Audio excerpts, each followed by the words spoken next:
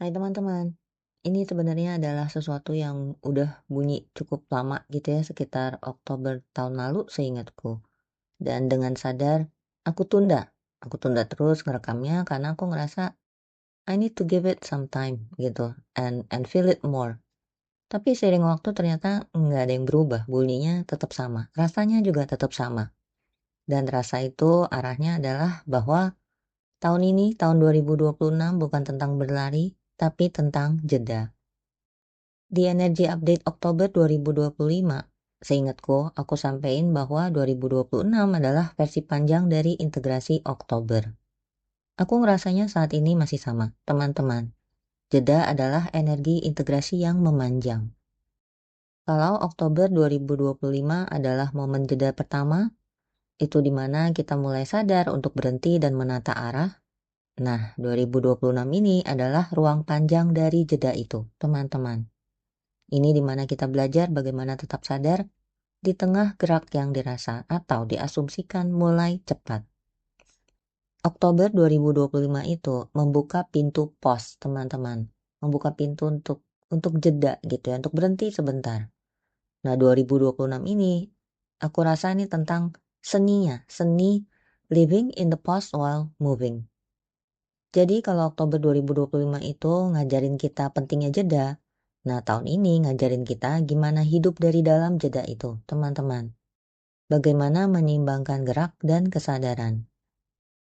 Ada beberapa teman di LTA yang tanya ke aku, Mbak, tahun ini kan tahun kuda, jadi energinya cepat ya? Nah, aku tuh nggak ngerti shio, jadi aku nggak akan bahas dari sisi itu. Itu mungkin benar, teman-teman. Tapi itu nggak mengubah apa yang aku rasain walaupun udah aku undapin selama 3 bulan terakhir ini. Kuda mungkin bisa diartikan sebagai kecepatan dan juga kebebasan gitu ya. Juga mungkin semangat yang membara atau energi api yang membakar semangat, membakar motivasi, dan juga ya mungkin pergerakan kita in general. Apa yang aku rasain mungkin berlawanan dengan apa yang sering dibahas di luar sana gitu ya. Cuman aku juga nggak bisa maksain diri aku gitu untuk ngikutinnya begitu aja ke sana karena yang aku rasain memang beda. Dan ini bukan tentang benar salah ya teman-teman. Aku rasa inilah yang namanya menangkap sisi prisma dari ya sisi yang berbeda aja gitu. Nah, sebelum lanjut, aku mundur dulu sedikit tentang 2025 ya, teman-teman. Aku rasa secara kolektif, teman-teman juga melihat, merasakan, dan mengalami sendiri yang namanya 2025 itu ya sesuatu banget gitu kan ya. Banyak penutupan siklus, banyak yang berakhir, atau perlu diakhiri, dan lain sebagainya. Hidup tuh kayak diobrak-abrik gak karu-karuan. Nah, dari situ, apa yang muncul? Versi diri kita yang lebih real, teman-teman. Yang lebih murni. Banyak realizations tentang diri kita sendiri. Dan akhirnya semakin jujur dengan diri kita sendiri. Dan juga semakin ingat dengan diri kita yang otentik. Setelah setahun kayak naik turun roller coaster gitu, kita akhirnya masuk ke fase settling ini, teman-teman. Ini makanya bukan waktunya untuk langsung gaspol. Itulah kenapa 2026 itu jeda panjang.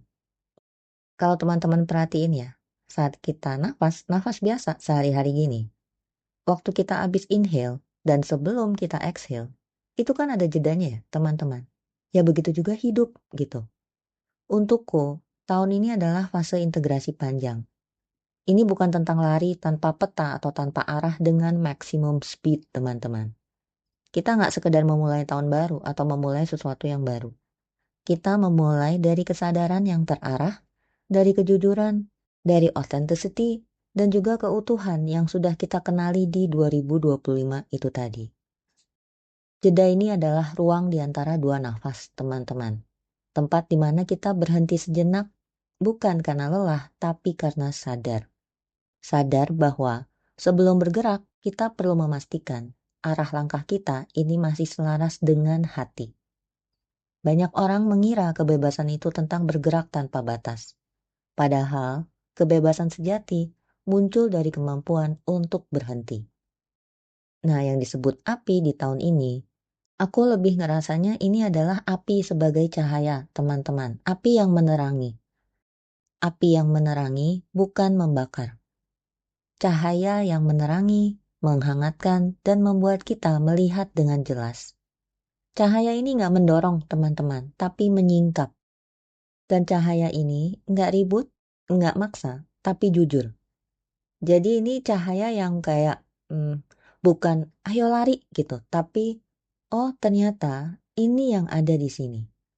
Makanya akan jadi masuk akal banget untukku pribadi kalau yang belum selesai di tahun lalu akan perlu diselesaikan dulu. Ini bukan sebagai hukuman teman-teman, tapi supaya itu semua nggak dibawa sebagai bayangan ke fase berikutnya. Ini bukan tahun to push forward blindly. Ini adalah tahun untuk melihat sebelum melangkah. Api sebagai cahaya artinya, cahaya ini menyoroti keutuhan teman-teman. Ini adalah sesuatu yang nyambung banget sama tulisanku tentang luka, cahaya, dan keutuhan. Kalau teman-teman ada yang belum membacanya dan berminat untuk membacanya, linknya aku taruh di description ya, teman-teman. Karena cahaya nggak hanya menyinari luka, teman-teman, tapi juga nunjukin kayak, lihat deh, kamu tuh sebenarnya nggak pernah terbelah atau terpecah. Dan luka yang terlihat ini juga bukan untuk diperbaiki cepat-cepat, teman-teman. Tapi supaya keutuhan yang selama ini tertutup bisa disadari kembali. Makanya kalau untukku pribadi energinya ini terasanya tuh hening gitu. Hening, inwards, dan juga kontemplatif. Tapi sangat-sangat jujur dan juga sangat dewasa. Jadi kalau ada yang bilang tahun kuda api harusnya ngebut dong. Ya boleh-boleh aja teman-teman. Tapi kalau untukku sih sesimpel ya ini api, ini cahaya yang bikin kita melihat kemana harus berlari, ataukah bahkan kita tuh perlu berlari atau bahkan enggak sama sekali. So for me ini adalah pendalaman fungsi api, teman-teman. Api yang menerangi ini justru membuat arah jadi jelas, mencegah kita supaya enggak bergerak dengan impulsif, dan bisa membuat kita memberi waktu gitu ya ke diri kita sendiri untuk memastikan bahwa langkah berikutnya ini tepat, bukan hanya cepat. Dan energetically, gerak yang matang itu selalu didahului oleh melihat dengan jernih, teman-teman. Jeda atau fase kontemplatif mungkin dirasanya slow. Slow di sini bukan stagnan, teman-teman, bukan juga males, atau bahkan kehilangan momentum. Tapi, untukku, ini adalah intentional pause dan juga integrative movement. Artinya, kita nggak lari dalam gelap, apinya kita nyalain dulu, and then kita bergerak dari situ. So again, energetically bisa aja memang terasa cepat, tapi aku rasa justru itu challenge-nya, teman-teman. Gimana supaya nggak keseret energi yang dirasa cepat dengan groundedness dan juga kesadaran. Itulah gunanya jeda, teman-teman. Dan lagi pula ya, teman-teman, kalau mau dipikir-pikir ya, secepat-cepatnya si kuda, namanya kuda beneran, itu kan juga perlu ancang-ancang dulu ya, sebelum bergerak cepat, sebelum dia lari gitu. Jadi ya, bisa aja tahun ini mungkin terasa cepat dalam ritme luar gitu ya, tapi dalam diri kita, buatku ini adalah tarikan nafas panjang. Menyatukan kebebasan dengan arah, drive atau ambisi dengan kejelasan dan dengan kebijaksanaan. Oh ya, satu lagi tentang kecepatan, teman-teman. Aku rasa ini lebih tentang sesuatu yang internal, artinya terkait kecepatan perluasan kesadaran. Tapi, kalau ini nggak dikasih ruang, akan jadi bisa ribet sendiri, teman-teman. Ribet as in, ya kitanya ruwet sendiri gitu. So again, makanya jeda itu aku rasa penting. Perluasan kesadaran artinya ajakan untuk bergesernya titik berdiri kita saat ini. Aku rasa ini tentang kecepatan internal shift yang sangat memungkinkan untuk terjadi, teman-teman. Siklus yang ditutup di tahun lalu, completed lessons, dan lain-lain itu pada akhirnya membawa kita ke kesadaran baru. Identitas lama rontok, pemahaman akan diri kita sendiri jadi lebih jelas, dan akhirnya kita kayak diajak untuk geser yuk titik berdirinya. Nah, kalau itu dilawan dalam tanda kutip atau ditunda atau ya nggak diakomodasi gitu ya, kita sendiri yang akan ngerasain dampaknya, teman-teman. Ini makanya kita bisa jadi bingung, gelisah, dan lain-lain. Saat jeda, di antara inhale dan exhale, ada ruang kecil di mana semesta bilang, jangan buru-buru ya, dengerin aja dulu. Nah di sini artinya, Dengerin dulu apa yang perlu bergeser teman-teman dan bergeraklah dari situ. Dan disitulah yang namanya karma pala dan kebebasan jadi konteks alami dari jeda itu, teman-teman. Setelah kita menyelesaikan banyak siklus di 2025, 2026 ini datang dengan energi yang lembut tapi kuat, yaitu energi pala, buah dari karma dan kesadaran yang telah kita tanam sebelumnya. Tahun ini adalah masa karma pala, masa di mana apa yang kita tanam bertahun-tahun sebelumnya mulai menunjukkan hasilnya. Pala ini bukan hadiah, teman-teman, tapi buah alami dari apa yang kita tanam dengan sadar. Kalau benihnya kesadaran, hasilnya kelegaan. Kalau benihnya dorongan atau ambisi buta, ya bisa-bisa hasilnya itu jadi kelelahan. Jadi, sebelum kita melangkah lebih cepat, ada baiknya kita lihat dulu apa yang sedang kita tuai saat ini. Apakah ini hasil dari kesadaran atau reaksi dari ketidaksabaran? Dan juga teman-teman, artinya yang sesuatu di 2025-nya ini belum beres, ini akan diminta completion. Ini bukan berarti kayak ekstra siksaan gitu ya dalam tanda kutip, atau hukuman atau pelajaran tambahan atau tambahan ujian atau apalah gitu. Enggak gitu teman-teman. Tapi ini semata-mata supaya panennya nanti itu jadi jujur dan bersih. Dan juga teman-teman di saat yang sama, ini nggak hanya tentang karma pala aja.